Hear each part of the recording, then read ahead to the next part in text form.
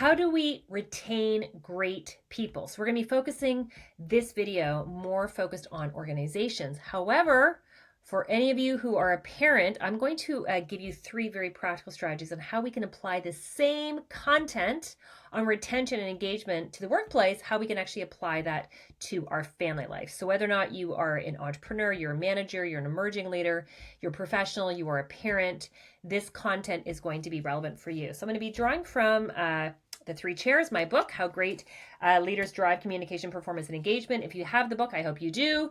You're going to want to turn to page 110. Okay, so it's what I call the 3 C's of retention. So just this past week, I spoke at 3 national conferences. 2 were professional conferences, professional association conferences, and the other one was a communication company and their big national conference. And in all 3 conferences, everybody wanted to know about this topic. How do we retain great people? We want to have great people. We want to be promoting great people. And so retention is kind of best friends with engagement. And so for those of you who are a parent, we want to figure out how do we have a really engaged family? Like I said, these 3 things, what I call the 3 C's, the 3 C's of retention, page 110, are going to be very relevant. All right, so let's dive in. The first thing I want us to highlight, the first C, is communication. So it is really important when we're trying to really have a great high engagement, high retention, look at your team. So in an organizational team and as well as a family team, look in terms of how are you doing regarding your communication. So a lot of people, what they do is think issues are going to come up and they're afraid to talk about it. They're afraid to put their hand up. They're afraid to say, I'm afraid, I'm struggling in this. They're maybe afraid to give feedback. They're afraid that people might gaslight them or weaponize with what they're actually going to say. There's a lot of people are afraid of communication. So if we want to have a really engaged team, a really high retention with our team, we really have to make sure that we are paying attention to giving and receiving feedback. We want to be able to problem solve really fast. Here's an interesting little bit of data. Research from Gallup found that 98% of employees will be disengaged if managers give little to no feedback. 98%. So it is really important also in your family system. Just think about your family system. Think about your marriage. Think about your relationship. Are you really strong at giving and receiving feedback? Because if you're not, you're going to probably have an engagement problem. And so communication is your first one, everybody. We want to really kind of think about how are we with communication. And listen, these are skills. I mean, all of us, we have to learn these skills. Most of us don't learn it from our families. So it's okay if you're like, gosh, Karen, I don't really know. That's okay. We've got lots of other videos here on our YouTube channel. You can actually go around how do you actually give and receive feedback actually effectively. So be sure to check out some of our other videos. Be sure to like and subscribe to our YouTube channel so when we have new videos that come out that you are notified. And also to help you more specifically with the communication piece, again, that's the first C, we have a great leadership scorecard you can get for free. Just in the comments below, write engage, okay? Right below engage. And somebody from our team will actually send that out to you. And it's a great little scorecard, and in it, it measures very specific parts on your communication. So that's a really great first step to kind of figure out what parts of your communication or maybe you're strong at, what parts you actually do have to pay a bit more attention to, okay? So that is a great free resource. Again, type engage, and someone from our team will give that to you. Okay, second C, everybody, is culture. Okay, so if you want a really strong, engaged team, you want a great team at the office, you want a great team and engage at home, you've got to pay attention to your culture.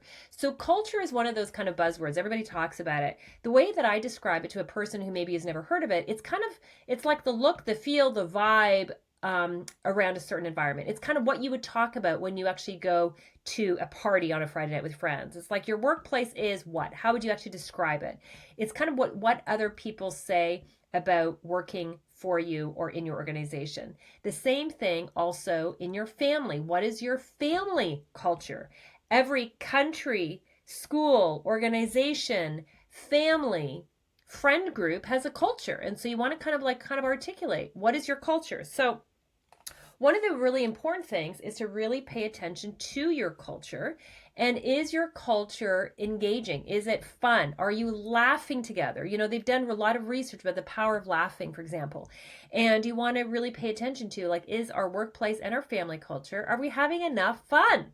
Are we having enough fun? Are we laughing? Are we joking? Are we enjoying each other's company? Or are we just kind of too focused on the work? And yes, we want to be productive. We want to get things done. And we've got goals and dreams that we want to achieve. I totally get that. And, not but, and it's really important that we are also making sure that our culture is that we're actually having a lot of fun. And so when I look with some of the teams and organizations that are doing a phenomenal job with their culture, they're very intentional about making sure that they're playing together, they have lunch and learns, that they're doing things socially, that they celebrate each other's wins. It's really important that you're celebrating your wins and also dealing with losses, right? Like, so you want to make sure that you're really like being able to celebrate the highs and the lows kind of life. Same thing happens in families. What is your family culture? Are you having a lot of successes? Are you laughing together? And are you also kind of with each other during the losses and sometimes failures or setbacks? That to me is a really powerful culture. I talk about this also in other parts of the book in the 3 chairs. If you really want, this is more specifically focused actually on the workplace, but what's interesting because it impacts around the family is that really strong organizations that have very high retention, they have developed what we call a family-like culture. And so today what we're finding is that certainly the younger generations, they really want to work for a company that really cares about them, that is really able to kind of grow and mentor them. And so if you're a manager, you're less like a manager, a boss, and you're a little bit more like an aunt or an uncle or a mentor. So the whole thing around, they want a lot of young people, they want the workplace to be more of an extended family, actually. And so again, it's really interesting when you actually start unpacking it. Okay, the third, and actually just really quick around this one, which is really important. This research comes out of Harvard, said that 50 to 60% of executives fail within the first 18 months of being promoted or hired because they have not really understood their role around really celebrating, creating culture, giving, receiving feedback. So a lot of people fail because they might have those technical skills, but they haven't learned how to be a great leader, a great mentor, a great manager. So, really pay attention. What are you doing for our management training? We offer lots of different courses. One of our most popular courses is a course called Developing Great Managers, because we want to make sure that your organization is not part of those terrible stats. 50 to 60% of executives are failing within a year and a half. Like, that is a terrible stat. We want to make sure that you're not part of that stat. So we want to make sure that we are giving and training organizations and leaders in their new role. Okay, third one, everybody. Third one, how do we actually, again, really drive that engagement? And so your team, your organization, and your family has really strong engagement and also retention. The third one, and this is actually kind of an interesting one, and maybe you wouldn't not necessarily think about it, but it's really important when we're talking about it, is challenge. So the first C is communication. The second C is culture. The third C is challenge. We see this certainly in organizations. I'm going to give some takeaways on the family side, but in organizations, teams that are learning together, it is important that people learn, because if you don't learn, you get bored. And if you get bored, you disengage. And there's that fine balance between what's a good amount of growth and what's a good amount of challenge versus I'm feeling too overwhelmed, versus not enough challenge and I'm feeling bored and disengaging. So there's a little bit of a sweet spot, and to kind of figure out that sweet spot, you got to get to know your people. What is the right appetite for challenge? But from a workplace, you want to look at things like, do you have a mentoring program? How are you helping your employees in terms of their career pathway? Do they see themselves in your organization? They need to, and also in terms of mental stimulation, what are you doing in terms of training and development and leadership development?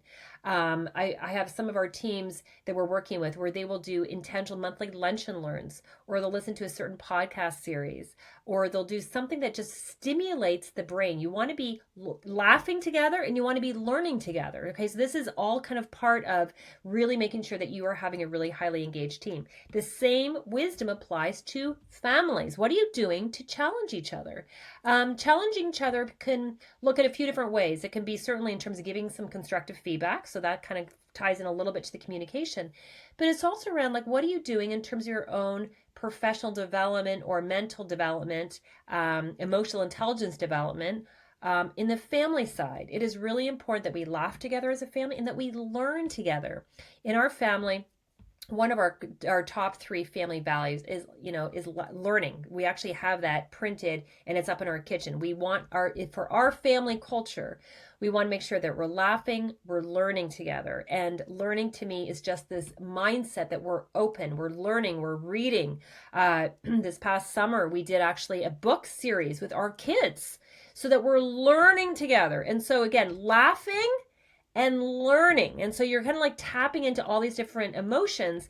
And so when you're doing that both in the organizational side and the team side and the family side, what you'll find is that the engagement goes up, retention comes up, and that's actually with what you want. So again, as a quick summary, the 3 C's for retention and higher engagement: communication, culture, and challenge. I hope you've enjoyed this. Make sure you sign up for our YouTube channel so you get notified with some of our other videos. Check out, we got lots of other videos. And if you have a suggestion, there's a content that you would love us to cover, make sure you put that in the comments below, and we'll make sure that we prioritize that in our lineup for videos. Thanks, everyone.